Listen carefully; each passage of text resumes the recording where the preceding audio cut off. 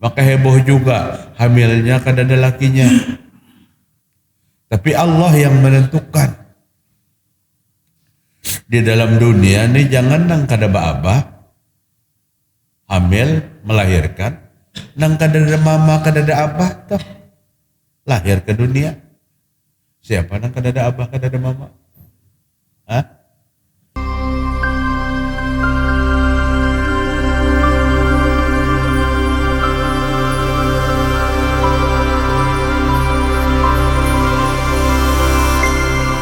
Siapa nang kadada abah kadada mama? Hah? Nabi Adam. Maaf ya balas sampai batuk.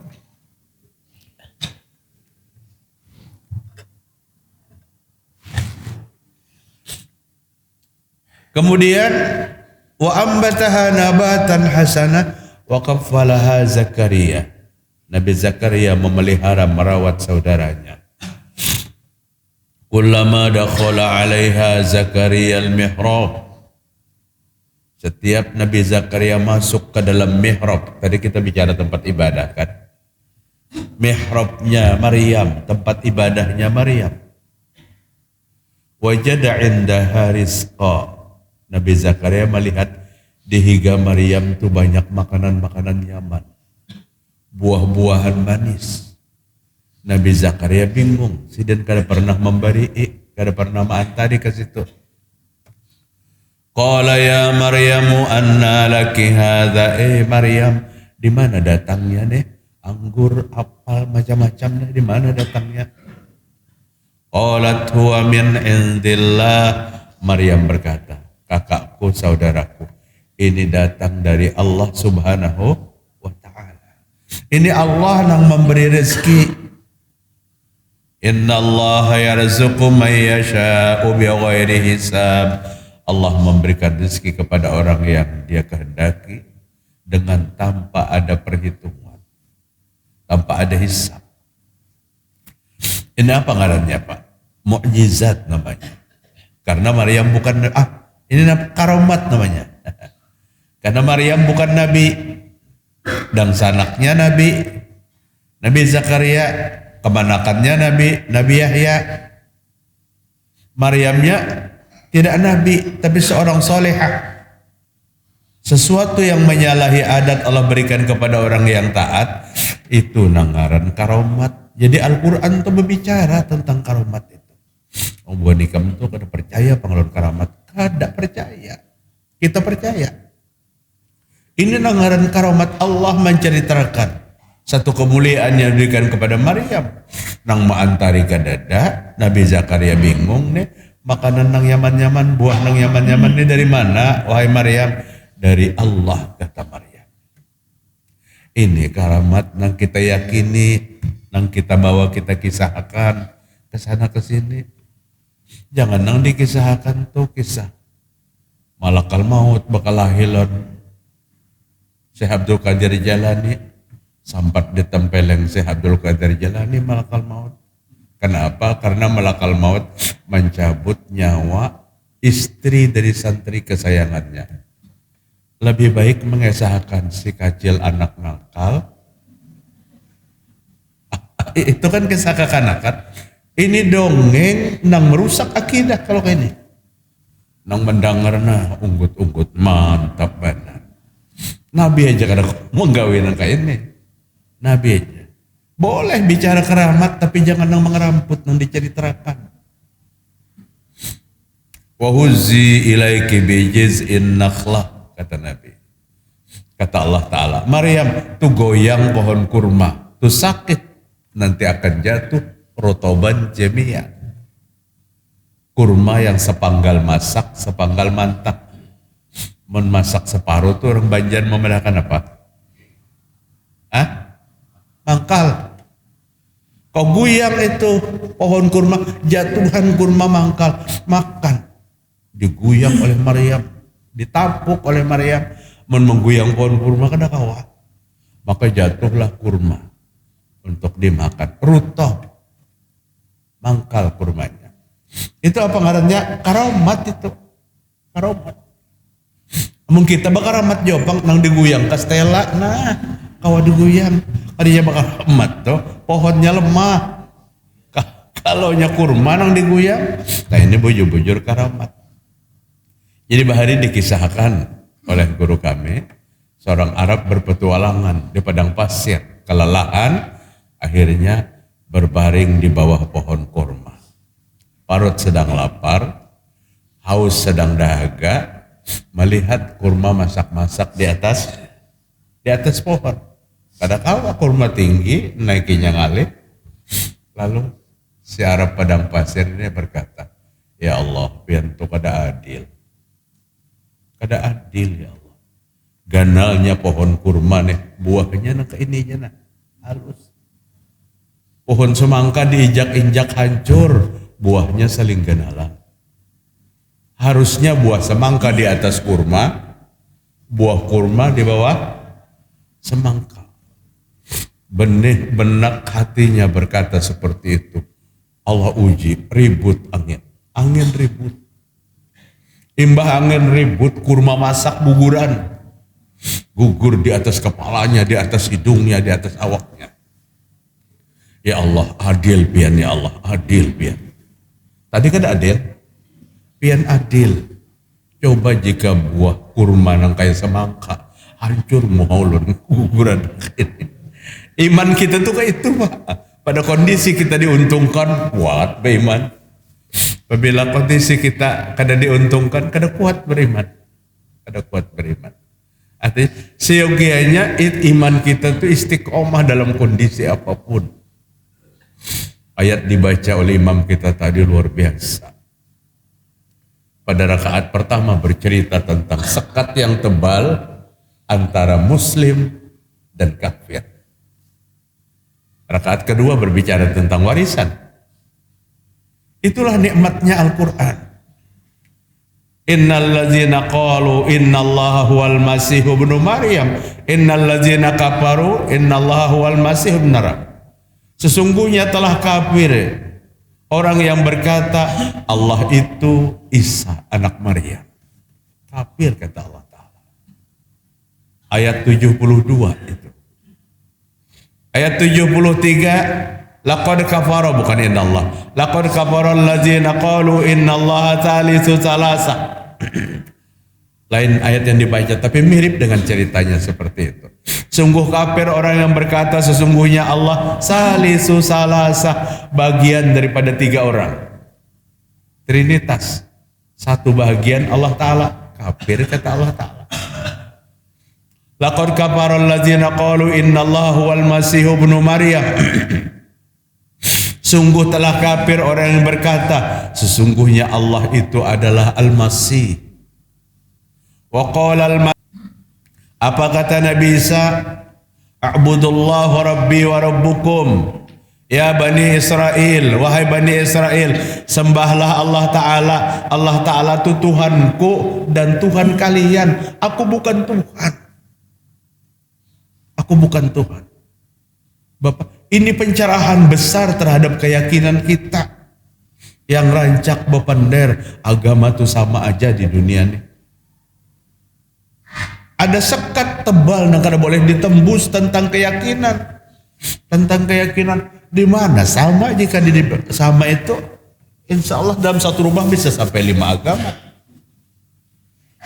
Tapi karena lemahnya hari ini orang memegang akidah apa bapak-bapak, terjadi dan legal menikah antar agama. Nang bini tidak muslim, nang laki muslim nikah. Lahir muslim kada muslim. Mau muslim kada muslim lahirnya. Jika lahir muslim, muslimah perempuan, tumbuh dewasa 25 tahun menikah, ayahnya menikahkan sebagai wali, maka terciptalah perjinahan sepanjang masa sampai hari kiamat. Karena ayahnya tidak berhak menikahkan. Ayahnya bukan wali biologis, tapi wali dalam hukum Islam tidak. Jadi berbahaya benar Pak.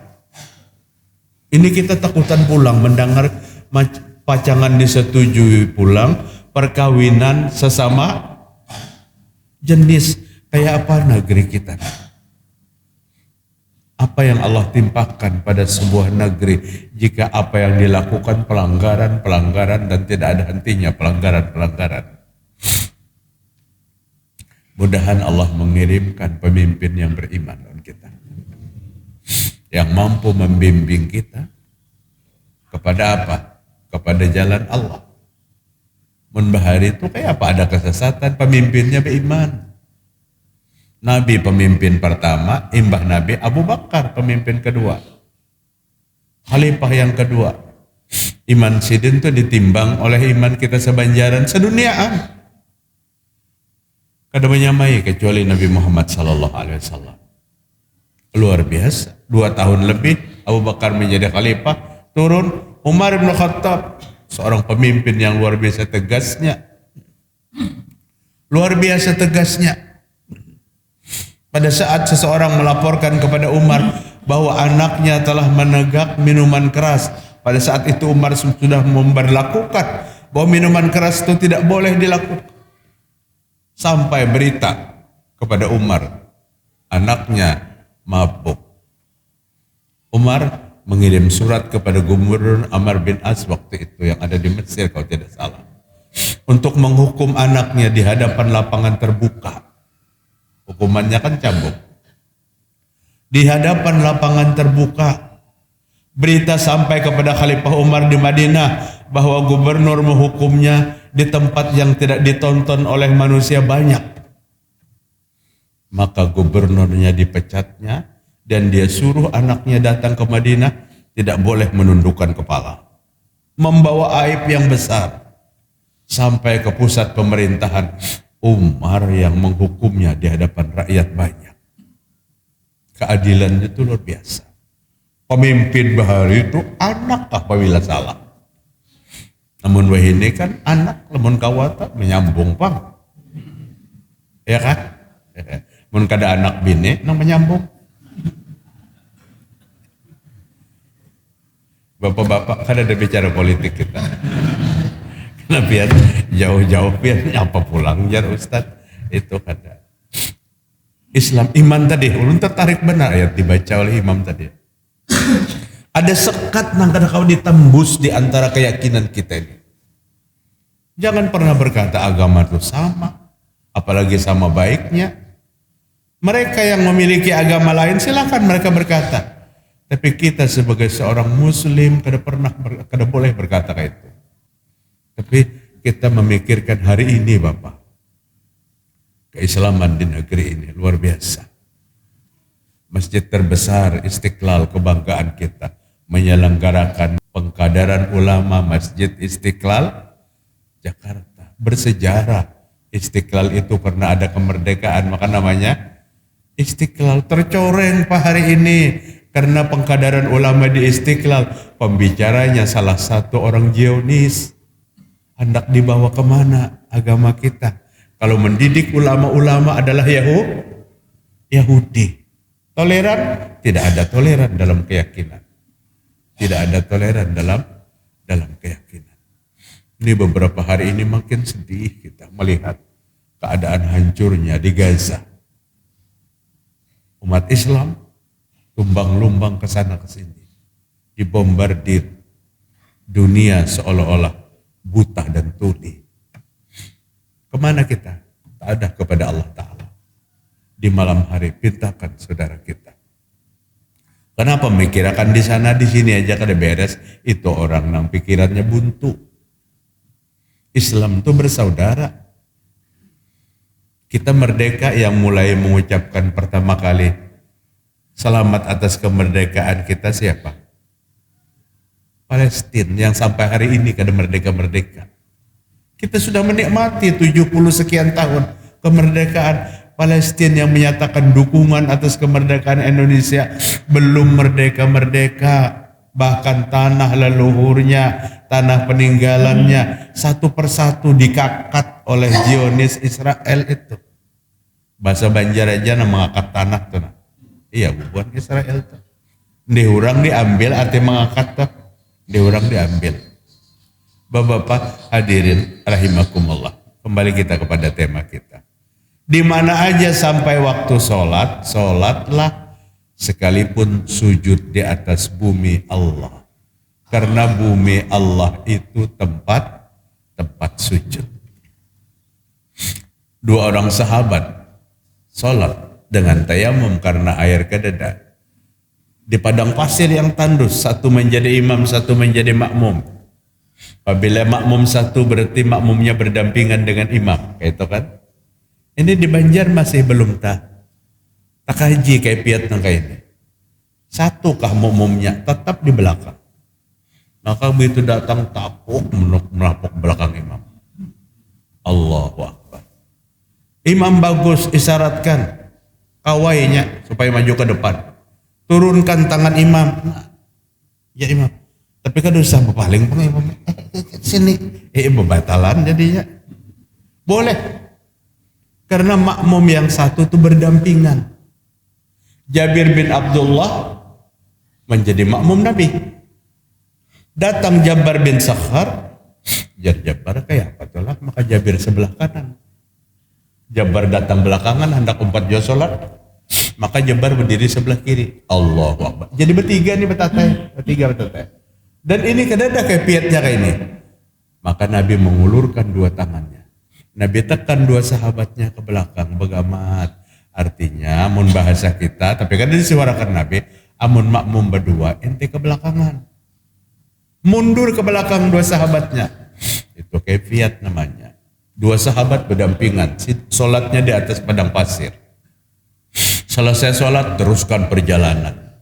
Kada jauh dari perjalanan itu, mereka bertemu dengan sungai yang mengalir airnya jernih. Waktu sholat yang dikerjakan belum selesai, belum habis. Satu berijtihad, diajak temannya, ayo kita ulang sholat kita. Kata temannya, jangan diulang, cukup sholat yang pertama tadi sudah sesuai. Karena kita bertayamum, memang airnya kededa. Sekarang ada kata yang nomor dua, aku akan bertayamum. Dia bertayamum. Dia sholat, menggantikan sholat tadi yang dilakukan pakai tayamum. Bertengkarkah? Tidak. Ini nikmatnya sahabat. Mereka berselisih tapi tidak pernah bertengkar. Mereka berjalan sampai ke Madinah bertemu dengan Nabi Muhammad SAW. Bercerita tentang kejadian yang mereka alami. Ya Rasulullah, kami berdua tadi sholat. Sholatnya apa? Sholatnya sampai waktu. Kami bertayamum. Selesai sholat kami meneruskan perjalanan. Setelah tidak jauh dari perjalanan itu ada sebuah sungai, airnya mengalir, maka ulun baudu, ulun ganti sholat yang pakai tayamum tadi. Siapa nang bujur di antara kami wahai Nabi? Nabi berkata, engkau yang menetapkan sholat dengan tayamum dan tidak mengganti dengan wudu, itu sudah sesuai dengan sunnah. Jangan diganti-ganti lagi. Ini ulun himbau biasanya. Ada jamaah kita umrah, nang kada mau sholat di dalam pesawat, maka sholat zuhur asarnya dikerjakan di Jeddah.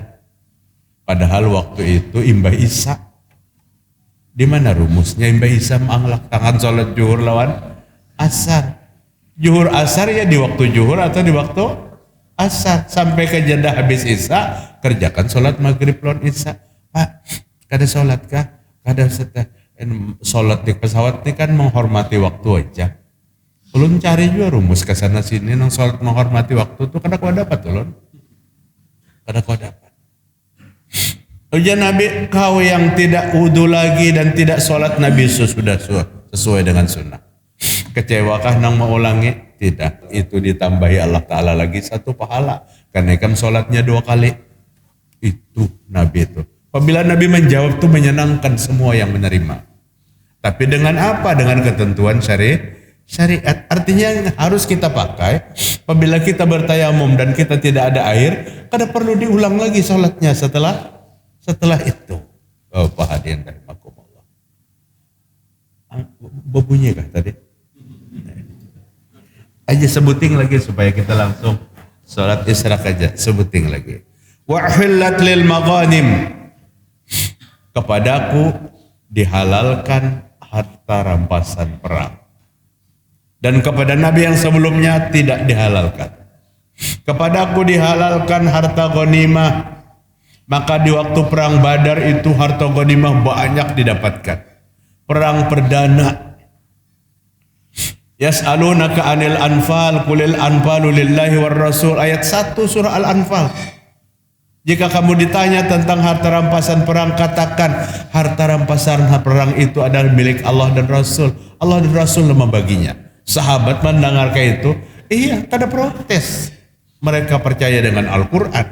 Kemudian selesai peperangan dibagikan hartanya oleh Nabi Muhammad SAW. Harta ghanimah terutama kepada para prajuritnya ikut berperang. Lain pada prajurit pun ikut kebagian daripada harta ghanimah itu. Itu ketentuan, bagiku dihalalkan harta rampasan perang dan bagi yang lain tidak. Wa kana nabiyyu ba'su ila qaumi khassah. Nabi terdahulu diutus kepada kaumnya khusus. Wa bu'istu ila nasi kaffah, sedangkan aku diutus kepada seluruh umat manusia. Maka Allah mengatakan di dalam Al-Quran, inna arsalnaka rahmatan lil alamin. Sungguhnya kami mengutus engkau wahai Muhammad rahmat bagi semesta alam. Yang kelima, u'titu syafa'ah. Aku diberikan izin oleh Allah memberikan syafaat kepada semua umat manusia. Hadis diriwayatkan Imam Bukhari dan Muslim. Cukup ya sudah apa yang disampaikan pada kajian pagi ini. Mudah-mudahan bermanfaat bagi kita semua. Mari kita tutup dengan doa kifarat majelis. Subhanakallahumma bihamdik. Asyhadu an la ilaha illa anta astaghfiruka wa atubu ilaik. Wassalamualaikum warahmatullahi wabarakatuh.